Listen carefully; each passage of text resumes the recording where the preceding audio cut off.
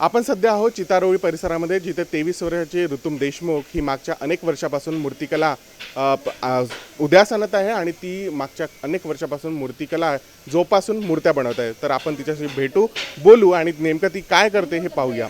ऋतुम, मला सांग, तू मागच्या किती दिवसापासून हे मूर्ती बनवते आहे आणि काय तुला वाटते या मूर्तिकलेबाबत?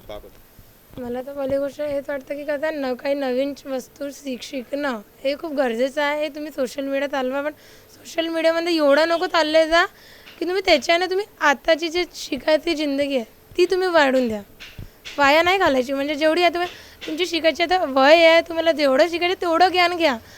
खूप लोक म्हणतात की नाही ज्ञान कोणा फुकटचं ज्ञान देते, खूप लोक फुकटचं ज्ञान, मग फ्रीचं ज्ञान कोणी देत आहे ना तो घ्या। माहीत नाही कधी तुम्हाला त्याची गरज पडून जाईल, मला ते कळणं आहे।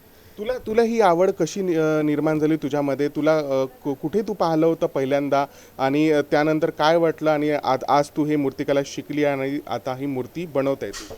पहिली गोष्ट माझी आई माझे बाबा म्हणत होते की म्हणजे विकत मूर्त्या घेणं, मूर्त्या तुम्ही देवाला घेत आहे विकत आहे चुकीचं आहे। म्हटलं हो चुकीचं आहे, बट ते नाही आहे चुकीचं, तुम्ही त्यांची मेहनत पहा, ते चुकीचं नाही आहे। तुम्ही त्यांची मेहनत तर पहा, ते किती रात्र दिवस मेहनत करू ते गणपती बनवत आहेत, किती रात्र दिवस आहे मेहनत लागते त्या वस्तूला। तर त्याच्यामध्ये माणसाची झोप नाही होत, जेवण नाही होत, नाश्ता नाही, सकाळी उठलं की वापस या मूर्ती बनवायला, रात्री गेलं 3-3 वाजेपर्यंत माणूस मूर्त्या बनवत राहतात। तुम्ही ते सोडून तुम्ही ते घेणं विकत करत आहे, ते चुकीचं आहे।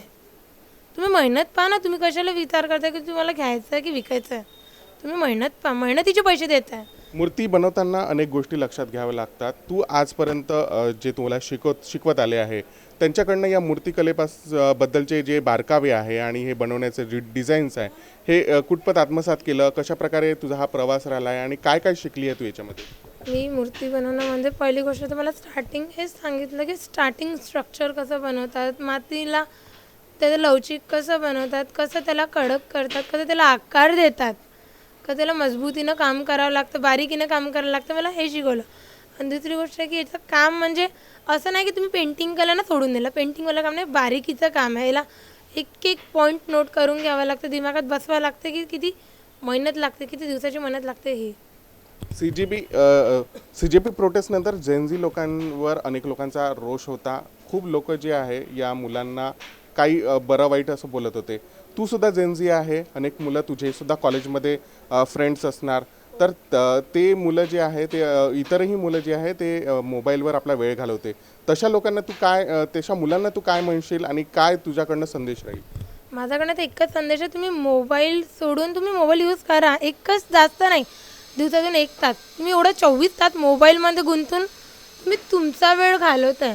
तुमचं म्हणजे कसं आहे की नवीन, आता तुम्ही नवीन जनरेशन आहे, तुम्ही काही नवीन शिकायची उमर आहे, शिका। एक वेळा तुम्ही आपल्या कामावर बंद झाले तर मग तुम्ही शिकायला मिळणार नाही। आता जेवढं शिकू शकता, जेवढं ज्ञान घेऊ शकता, जेवढं नॉलेज घ्यायचं आहे तुम्ही तेवढं घ्या, माझं तर एवढंच म्हणणं आहे।